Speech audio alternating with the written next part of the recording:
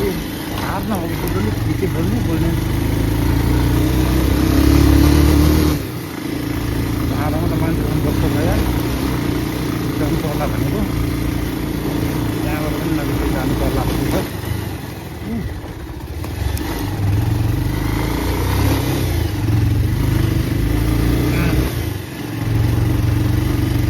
गर्मी भइरहेछ होइन, मेरो ठुलो ज्याकेट पनि अब धुलो भयो होइन, लाग्दिनँ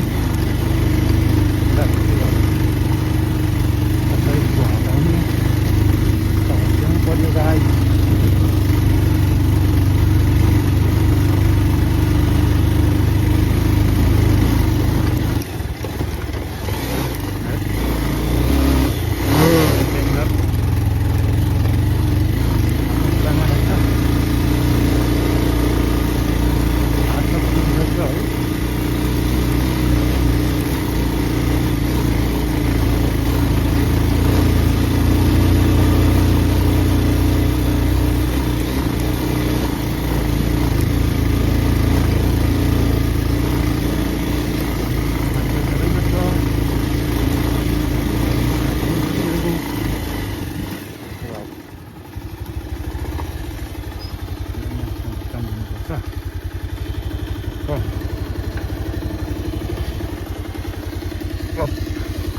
होला एक्साइट भन्छ होला।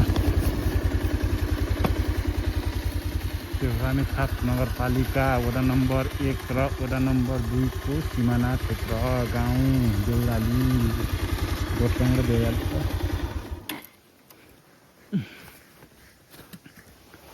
अब अवस्था मेरो अवस्था हेर्नु छ।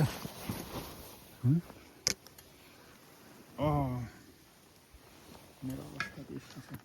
त्यो कसरी अब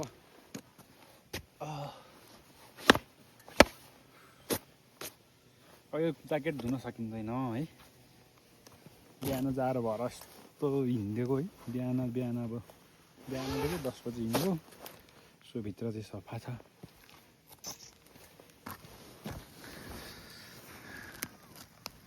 अब यतातिर त्यस्तो छ है, डेन्जर छ डेन्जर, केही पो देखिँदो रहेन त आम्मा है।